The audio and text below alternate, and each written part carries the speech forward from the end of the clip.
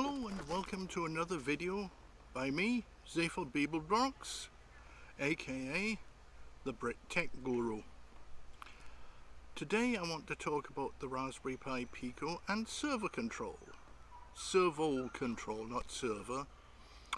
And this is relatively straightforward. If we pan down now, we can see I have a Raspberry Pi Pico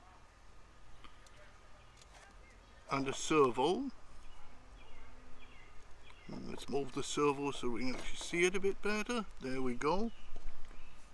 And let's move these wires so you can see them better. And this is a power pack, and I will just plug the power pack in. And we should, yep, saw the servo arm move. I shall do it again. Okay, it's set to move one time. Okay, and there we are.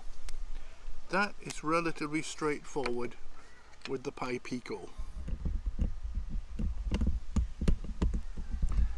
The control circuitry is, really simple. I have connected, there are 3 wires on the servo.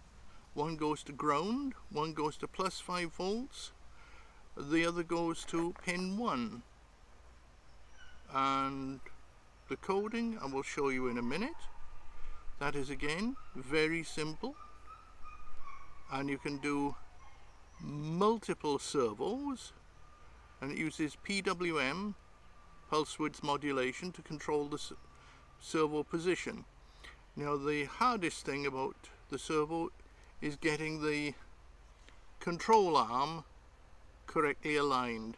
Now this servo is an MG90S micro servo. Nothing like the servos I used to use when I was a small one.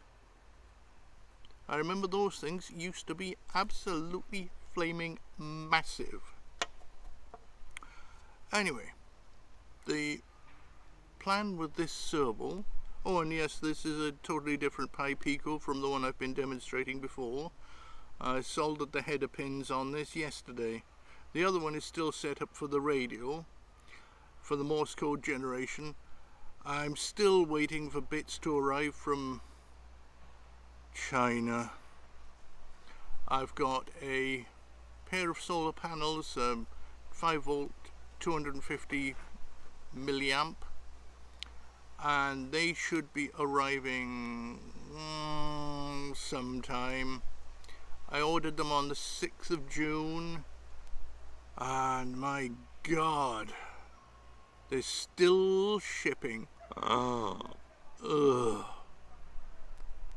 Now, when Radio Shack was still in business, it was great. I could just go into Radio Shack and just buy stuff. Of course, if I was back in Britain and back in Swansea, then heck, I could just walk into Tom Whitehouse, say, "Oh, have you got this?" And he'll say, "Oh, yeah, I've got these." And even if he doesn't think he's got them, they're probably in the back somewhere, and he'll just say, "I had those 20 years ago. Oh, I remember." And he'll come straight out with them. Not that easy here in the modern era. There are no electronic shops anywhere in Columbia or Lexington, which is a massive headache, because I've got to order everything offline, off the internet.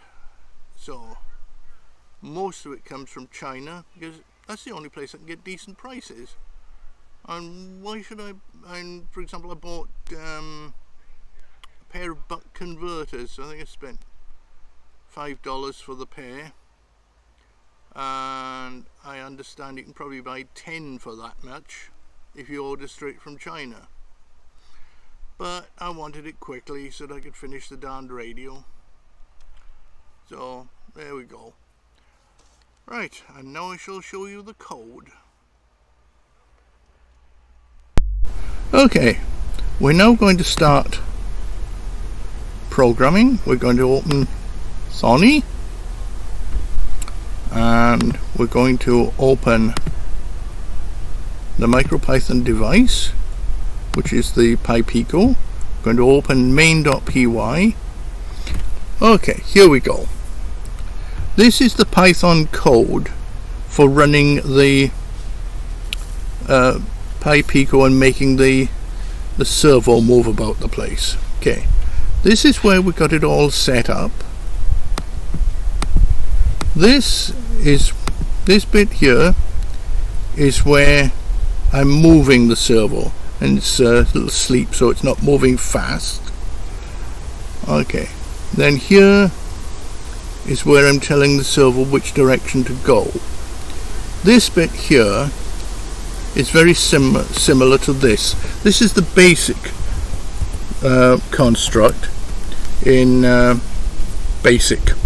If anybody still remembers BASIC, okay, it would be for I equal, or in this case pause, for I equals 1000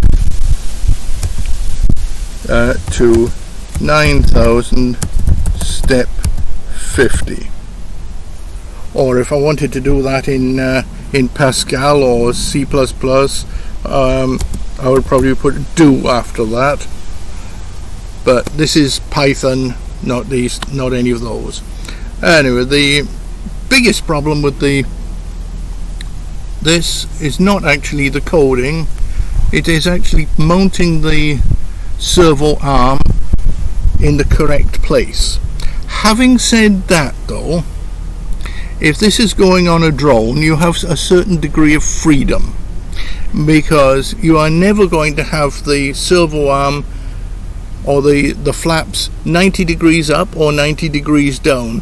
45 is probably the absolute maximum that you're going to be able to do, because otherwise you're just going to put massive drag and you're not going to achieve any control. It's going to be like putting air brakes on. And now back to the studio.